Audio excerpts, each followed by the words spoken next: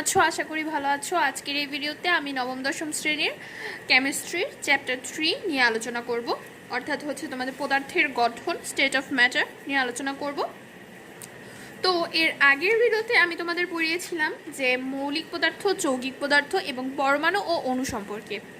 তো আজকের এই ভিডিওতে আমি তোমাদেরকে মৌলের প্রতীক সম্পর্কে জানাবো, সংকেত সম্পর্কে জানাবো এবং পরমাণু ভেতরে যে কণাগুলো আছে অর্থাৎ ইলেকট্রন, প্রোটন, নিউট্রন এই সম্পর্কে বলবো। তাহলে আজকে চলো শুরু করি। প্রথমে আমরা আসি মৌলের প্রতীক সম্পর্কে। প্রতীক জিনিসটা কি? প্রতীক জিনিসটা হচ্ছে যে কোনো মৌলের ইংরেজি বা ল্যাটিন নামের সংক্ষিপ্ত রূপকেই মেইনলি প্রতীক বলা হয়। তো কি কোনো মৌলের ইংরেজি বা ল্যাটিন নামকে, তোমরা যে মৌলগুলোর নাম দেখো, তোমরা যে মৌলগুলোকে দেখো, ধরো যে আমরা হাইড্রোজেনের কথা যদি বলি, হাইড্রোজেনের ইংরেজি নাম অর্থাৎ হাইড্রোজেনের ইংরেজি নামের ফার্স্ট যে অক্ষরটি আছে এই অক্ষরটির মাধ্যমে হাইড্রোজেনের প্রতীক নেওয়া হয়েছে এইচ। আবার তুমি যদি নাইট্রোজেনের কথা বলো,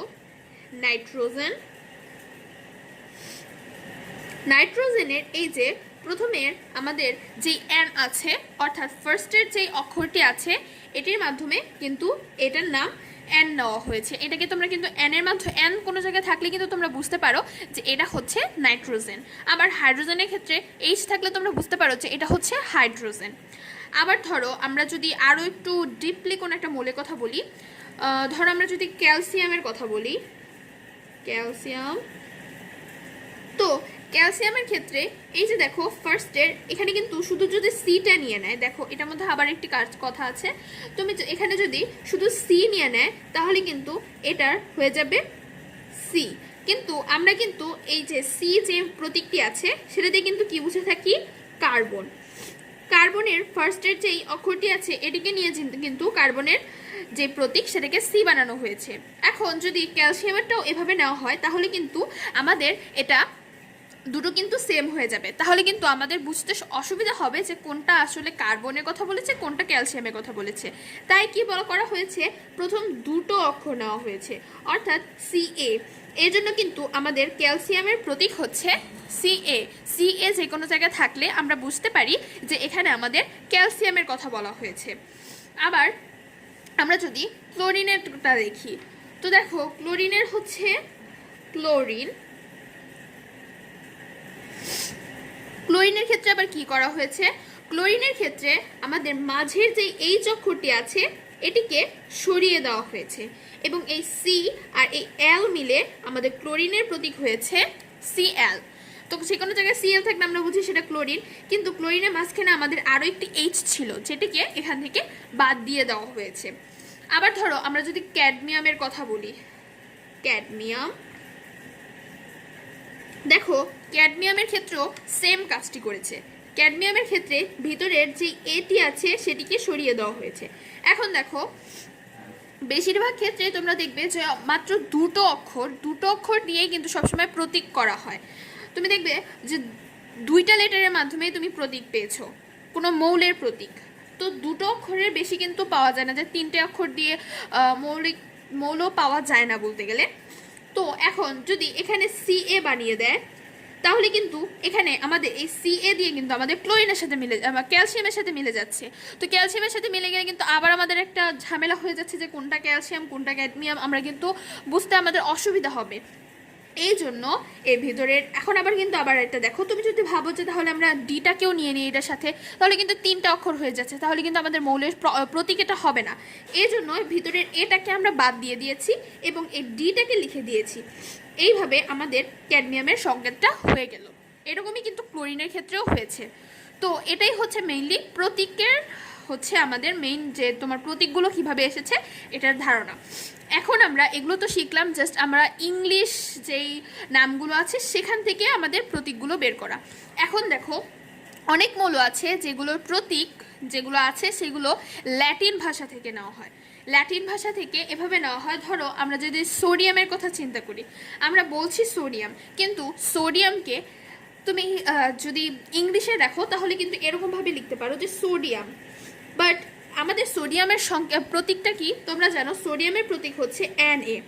দেখো কোনোভাবেই কিন্তু তুমি Na আর সোডিয়াম এই লেখা দুটোর মধ্যে মিল পাচ্ছ না, এই জন্য এই লেখাটা নেওয়া হয়েছে ল্যাটিন ভাষা, যেখানে সোডিয়ামকে বলা হয় নাইট্রিয়াম। ন্যাট্রিয়ামের থেকে মেইনলি আমাদের সোডিয়ামটা নেওয়া হয়েছে। দেখো ন্যাট্রিয়ামের ফার্স্টের দুটো অক্ষর নিয়েই কিন্তু আমরা সোডিয়ামের প্রতীকটি পেয়ে থাকি। তারপরে আবার আমরা যদি পটাশিয়ামের কথা চিন্তা করি, পটাশিয়ামের ইংলিশ যেই তোমার উচ্চারণটা বা ইংলিশ যে বানানটা সেটা যেরকম হবে, কিন্তু সেটাকে ল্যাটিন ভাষায় যেটা রাখা হয় সেটা থেকে কিন্তু আমরা মেইনলি ক্যালসিয়ামের যেই প্রতীকটি আছে সেটি পেয়ে থাকি। আমরা যদি ইংলিশে ক্যালসিয়ামে দেখি, পটাশিয়ামের নামটা দেখি, তাহলে অনেকটা এরকম হবে যে পটাশিয়াম। দেখো সেই অনুযায়ী কিন্তু আমাদের পটাশিয়ামের যেই প্রতীক ছিল সেটা পি বা পিও হওয়ার কথা ছিল, কিন্তু এটা কিন্তু পি বা পিও নয়।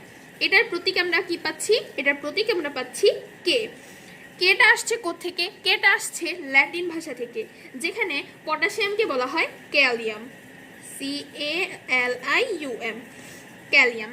এই ক্যালিয়ামের কে থেকেই মেনলি এই যে পটাশিয়ামের আমরা কেটা পেয়ে থাকি। এভাবেই কিন্তু অন্যান্য যে মৌলগুলো আছে সেগুলোর ক্ষেত্রেও সেম। এই ধরো তুমি যদি লেডের কথা বলো, লেডের যেই তোমার প্রতীক আছে সেটা হচ্ছে পিবি। এটার পিবি নামটা এসেছে মেইনলি এটার ল্যাটিন নাম থেকে। এটার ল্যাটিন নাম হচ্ছে প্লাম্বাম। এই যে প্লাম্বাম, এই ল্যাটিন নাম থেকেই কিন্তু মেইনলি লেডের নামটি এসেছে, লেডের মানে লেডের প্রতীকটি এসেছে। মেইনলি ইংরেজিতে লেড বলা যায়, কিন্তু ল্যাটিন ভাষায় এটাকে প্লাম্বাম বলে থাকে। তারপরে তোমরা যদি টাংস্টেনেরটা দেখো, টাংস্টেনেরটা হচ্ছে ওলফ্রাম। তারপরে তোমরা আয়রনেরটা দেখো, ফেরাম আছে, ফেরাস আছে। তারপরে আবার তুমি যদি মার্গারিটা দেখো, সেটা হচ্ছে হাইড্রোজেরাম। তো এইভাবে কিন্তু তোমাদের সবগুলো নামগুলো ভালোভাবে দেখে রাখতে হবে। তোমরা দেখবে তোমাদের বইয়ের নিচে এই ল্যাটিন নামের দুটো বক্স দেওয়া আছে, এই দুটো বক্স কিন্তু অবশ্যই মুখস্থ করে রাখবে, কেননা তোমাদের MCQতে অনেক সময় এসে পড়তে পারে যে সোডিয়ামের ল্যাটিন নাম কি, মানে নিচে কোনটি সোডিয়ামের ল্যাটিন নাম, বা কপারের ল্যাটিন নাম কি। তারপরে ধরো তোমার সিলভারের ল্যাটিন নাম কি বলতে পারে, টিনের ল্যাটিন নাম কি। তো তখন কিন্তু তোমার এগুলো মুখস্থ না থাকলে কিন্তু তুমি সেই সঠিক উত্তরগুলোর অ্যান্সার দিতে পারবে না। তাই কিন্তু অবশ্যই এই ল্যাটিন নামগুলোকে অবশ্যই মনে রাখতে হবে, তোমার অবশ্যই মনে রাখবে এগুলো। আর দেখো তোমরা যদি প্রতীক লেখার নিয়মটা দেখো, প্রতীক লেখার নিয়মের ক্ষেত্রে কি করতে হয় আমাদের, দেখো সবগুলোরই কিন্তু যে প্রথম অক্ষরটি আছে, প্রথম হরফটি আছে, সেটি কিন্তু তোমরা দেখেছো সবগুলো বড় হাতের, এবং দ্বিতীয় যে হরফটি আছে সেটা কিন্তু হচ্ছে আমাদের ছোট হাতের। তাই এই জিনিসটা খেয়াল রাখবে। তোমরা যেহেতু এইটেও এই মৌল সম্পর্কে জেনে এসেছো, মৌল জিনিসটা কি, এটার প্রতীক সম্পর্কে, সংকেত সম্পর্কে জেনে এসেছো, তাই কিন্তু এখন তোমরা জাস্ট একটু ঝালাই করে নিলেই পেরে যাচ্ছ তোমরা সব কিছু। তো এখন আমরা সংকেত সম্পর্কে জানবো যে সংকেত জিনিসটা কি।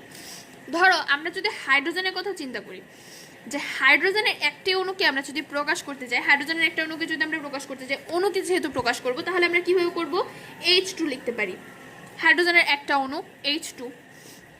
এখন এই H2 ব্যবহার করা হয়, এটার অর্থ কি হচ্ছে?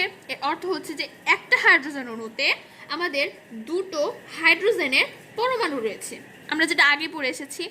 আবার যদি আমরা পানির কথা চিন্তা করি, পানির একটা অণুকে প্রকাশ করতে গেলে আমরা কি লিখতে হয়? আমাদের লিখতে হয় যে H2O। এটা হচ্ছে পানির একটা অণু। এটা কি দিয়ে তৈরি? এটা অর্থ হচ্ছে কি, যে পানির একটা অণুতে আমাদের দুটো হাইড্রোজেন থাকবে এবং একটা অক্সিজেন থাকবে। এই যে আমি নামটা, এই যে একটা অণু লিখেছি, আমাদের ওই পানির যে অণুটা লিখেছি, এটাই হচ্ছে মেইনলি সংকেত। সংকেত সবসময় অণুর হয় এবং প্রতীক সবসময় পরমাণুর হয়। দেখো আমরা এখানে সবগুলো পরমাণুর প্রতীক লিখেছি, কিন্তু এখানে আমরা অণুর সংকেত লিখেছি। এই যে এটা হচ্ছে একটা সংকেত, এটাও হচ্ছে একটা সংকেত। আবার যদি তুমি অ্যামোনিয়ার কথা চিন্তা করো, যে এটাকে বলা হয় অ্যামোনিয়া। আর আমরা যদি অ্যামোনিয়ামের কথা চিন্তা করি, এটা হচ্ছে আমাদের অ্যামোনিয়াম। অবশ্যই এটা মনে রাখবে যে যদি হাইড্রোজেন 3টা থাকে তখন সেটা হচ্ছে অ্যামোনিয়া, আর যদি হাইড্রোজেন 4টা থাকে তাহলে সেটা হচ্ছে অ্যামোনিয়াম। তো এই দুটো, এখানে কিন্তু অ্যামোনিয়ার একটা অণু আছে, আবার এখানেও কিন্তু অ্যামোনিয়ামের একটা অণু আছে। তো এগুলো হচ্ছে, এটা হচ্ছে অ্যামোনিয়ার সংকেত, এটা হচ্ছে অ্যামোনিয়ামের সংকেত। তো এই জিনিসটা খেয়াল রাখবে যে সংকেত সবসময় অণুর হয় এবং প্রতীক সবসময় পরমাণুর হয়। আবার যদি আমরা ক্লোরিনের কথা চিন্তা করি, Cl2, এটা কি হচ্ছে, এটা হচ্ছে আমাদের ক্লোরিনের একটি সংকেত, ক্লোরিন অণু। এখানে দেখো, এখানে কিন্তু দুটো ক্লোরিন আছে, দুটো ক্লোরিন পরমাণু মিলিত হয়ে কিন্তু Cl2 গঠন করেছে, আর এই Cl2টাই হচ্ছে মেইনলি অণুর সংকেত। দেখো, আমরা মৌলের প্রতীক সম্পর্কে দেখলাম, অণুর সংকেত সম্পর্কে জানলাম। এখন আমরা জানবো যে পরমাণুর ভিতরে বিভিন্ন ধরনের কণা, পরমাণুর ভিতরে, অর্থাৎ তোমরা জানো যে পরমাণু জিনিসটা কি, এই যে এগুলো সবগুলোই কিন্তু হচ্ছে আমাদের পরমাণু। তো দেখো, পরমাণু মেইনলি 3টা কণা দিয়ে গঠিত। দেখো, পরমাণু যে 3টা কণা দিয়ে গঠিত সেগুলো হচ্ছে, একটা হচ্ছে আমাদের ইলেকট্রন,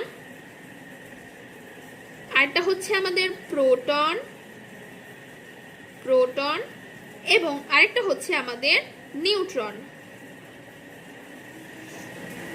তো দেখো, এই 3টা পরমাণু, মানে এই 3টা আমাদের কণা দিয়েই মেইনলি পরমাণু গঠিত। অর্থাৎ এটা বোঝাচ্ছে যে তুমি যদি সোডিয়ামকে ভাঙো তাহলে তুমি আরও 3টা কণা পাবে। সেই 3টা কণা হচ্ছে এই ইলেকট্রন, প্রোটন এবং নিউট্রন। পরমাণু কেন্দ্রে আরেকটা জিনিস থাকে, এই 3টার মানে এই পুরো পরমাণুটার কেন্দ্রে একটা জিনিস থাকে, সেটা হচ্ছে নিউক্লিয়াস। পরমাণু কেন্দ্রে সবসময় তুমি দেখবে একটি নিউক্লিয়াস রয়েছে, এবং এই নিউক্লিয়াসকে কেন্দ্র করে আমাদের ইলেকট্রন নিউক্লিয়াসকে কেন্দ্র করে ঘুরবে। অর্থাৎ এই যে নিউক্লিয়াসকে কেন্দ্র করে ইলেকট্রন ঘুরবে, আর এই প্রোটন এবং নিউট্রন নিউক্লিয়াসের ভেতরে থাকবে। অর্থাৎ তোমার যে পরমাণু কেন্দ্রে যে নিউক্লিয়াসটি থাকবে, নিউক্লিয়াসের সাথে থাকবে হচ্ছে প্রোটন এবং নিউট্রন, এবং ইলেকট্রন নিউক্লিয়াসকে কেন্দ্র করে চতুর্দিকে ঘুরতে থাকবে। এই ধরো, আমরা যদি সোডিয়ামের কথা চিন্তা করি, সোডিয়ামের পারমাণবিক সংখ্যা কত? সোডিয়ামের পারমাণবিক সংখ্যা হচ্ছে 11। বা আমরা ছোট একটা দেখি, সবার প্রথমে আমরা হাইড্রোজেনের কথাই চিন্তা করি। দেখো, হাইড্রোজেনের পারমাণবিক সংখ্যা হচ্ছে 1, এটি হচ্ছে 1 নাম্বার মৌল। তো আমরা যদি এটাকে নিউক্লিয়াস ধরে থাকি, ধরো এটা হচ্ছে নিউক্লিয়াস, এখানে আমাদের প্রোটন এবং নিউট্রন থাকবে। অর্থাৎ এখানে আমাদের প্রোটন থাকবে এবং নিউট্রন থাকবে, আর এইটা হচ্ছে এটার কক্ষপথ, অর্থাৎ এটাকে ঘিরে এভাবে ঘুরছে, আর এই যে ইলেকট্রনটা এইভাবে এই নিউক্লিয়াসকে কেন্দ্র করে ঘুরবে, এটা হচ্ছে আমাদের ইলেকট্রন। আর এই যে 3টা মৌল, মানে 3টা কণা, এই 3টা কণা মিলেই মেইনলি আমার হাইড্রোজেনটা তৈরি হচ্ছে। তো আমরা কি বুঝলাম, যে নিউট্রনের ভিতরে আমাদের থাকবে প্রোটন এবং নিউক্লিয়াসের ভেতরে আমাদের থাকবে প্রোটন এবং নিউট্রন, এবং নিউক্লিয়াসকে কেন্দ্র করে ইলেকট্রন ঘুরতে থাকবে। এখন আমরা ইলেকট্রন সম্পর্কে একটু ধারণা নিই। ইলেকট্রন হচ্ছে পরমাণুর একটি মূল কণিকা, যার আধান ঋণাত্মক বা নেগেটিভ যেটাকে বলে। ইলেকট্রনের আধান ঋণাত্মক। তোমরা জানো আধান জিনিসটা কি? আধান কিন্তু 2 ধরনের হয়ে থাকে, বলতে পারো তুমি 3 ধরনের। একটা হচ্ছে নিরপেক্ষ, অর্থাৎ প্লাসোনা এবং মাইনাসোনা, আরেকটা হচ্ছে ধনাত্মক, এবং আরেকটা হচ্ছে ঋণাত্মক। তো এভাবে আমরা কি বুঝলাম, যে ইলেকট্রন সব সময় ঋণাত্মক বা নেগেটিভ চার্জ বিশিষ্ট হয়। এখন ইলেকট্রনের আধানের পরিমাণ কত, এগুলো কিন্তু অবশ্যই মুখস্থ রাখবে। ইলেকট্রনের আধানের পরিমাণ কত? ইলেকট্রনের আধানের পরিমাণ হচ্ছে -1.60 ইন্টু 10⁻19 কুলম্ব, বা তুমি এখানে কুলম্বের বদলে সি লিখতে পারো, কুলম্বের প্রতীক হিসেবে সি ইউজ করা হয়। তো দেখো, আমরা কি পেলাম, যে 1.60 ইন্টু 10⁻19 কুলম্ব, এটা হচ্ছে এই ইলেকট্রনের আধান। যেহেতু এটা ঋণাত্মক, তাই কিন্তু সামনে একটি আমরা মাইনাস চিহ্ন দিয়েছি। আর ইলেকট্রনকে ই দিয়ে প্রকাশ করা হয়। একটা ইলেকট্রনের ভরও কিন্তু অবশ্যই তোমার মনে রাখতে হবে, এটা মুখস্থ রাখতে হবে। একটা ইলেকট্রনের ভর হচ্ছে 9.11 ইন্টু 10⁻28 গ্রাম। এটা হচ্ছে আমাদের গ্রামে, এটা কিন্তু অবশ্যই তোমাকে মুখস্থ রাখতে হবে। এটার আধারও মুখস্থ রাখতে হবে, এবং সাথে সাথে তোমার এটার ভরও মুখস্থ রাখতে হবে। আর আমরা যদি আপেক্ষিক আধানের কথা চিন্তা করি, আপেক্ষিক আধান হচ্ছে এটার -1। আর দেখো, যে এটার যে ভর আছে, এটার ভরটা হচ্ছে প্রোটন এবং নিউট্রনের তুলনায় অনেক বেশি কম। কত গুণ কম হতে পারে দেখো, তোমাদের এটা বইয়ে দেওয়া আছে, যে 1840 গুণ কম।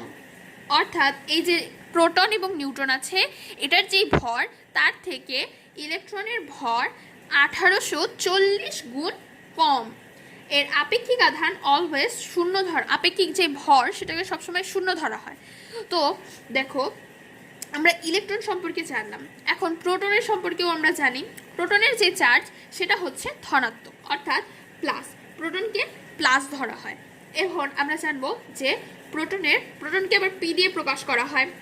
তারপরে প্রোটনের যেই চার্জ বা আধান আছে সেটা হচ্ছে প্লাস 1.60 ইন্টু 10⁻19 কুলম্ব। এটাকেও তোমার অবশ্যই মনে রাখতে হবে। তোমাদের একটা ছক দেওয়া আছে, সেখানে তোমার একত্রে সবগুলোর ইলেকট্রন, প্রোটন এবং নিউট্রনের প্রতীক, আধান, ভর, আপেক্ষিক আধান সব কিছু দেওয়া আছে।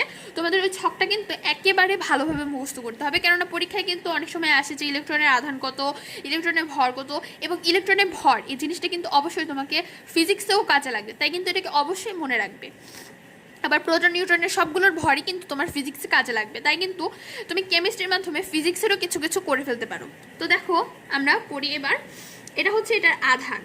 এখন আমরা এটার প্রকৃত ভর দেখব। এটার প্রকৃত ভর হচ্ছে 1.673 ইন্টু 10⁻24 হচ্ছে গ্রাম। তো আমরা কি পেলাম দেখো, 1.673 ইন্টু 10⁻24 গ্রাম। এটা হচ্ছে আমাদের প্রোটনের প্রকৃত ভর, এটাকেও মুখস্থ রাখবে। এখন প্রোটনের আপেক্ষিক আধান হিসেবে +1 ধরা হয় এবং এর যে আপেক্ষিক ভর সেটাকে 1 ধরা হয়। আমরা এখন ইলেকট্রন পড়লাম, প্রোটন পড়লাম, এখন আমরা নিউট্রন সম্পর্কে জানব। নিউট্রন হচ্ছে N এবং নিউট্রনের কোনো আধান বা চার্জ নেই, যেটাকে আমরা বলেছিলাম নিরপেক্ষ, অর্থাৎ এর কিছুই নেই, অর্থাৎ এটা প্লাসও না মাইনাসও না, এটা হচ্ছে নিরপেক্ষ। হাইড্রোজেন ছাড়া যে সকল মৌল যে মৌলের সব পরমাণুতেই কিন্তু নিউট্রন রয়েছে, শুধুমাত্র হাইড্রোজেনের মধ্যেই নিউট্রন নেই, আর সকল পরমাণুতেই নিউট্রন রয়েছে। এখন নিউট্রনকে N দিয়ে প্রকাশ করা হয়।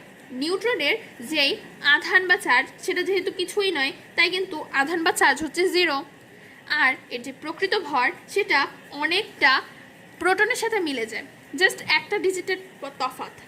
1.675 ইন্টু 10⁻24 গ্রাম।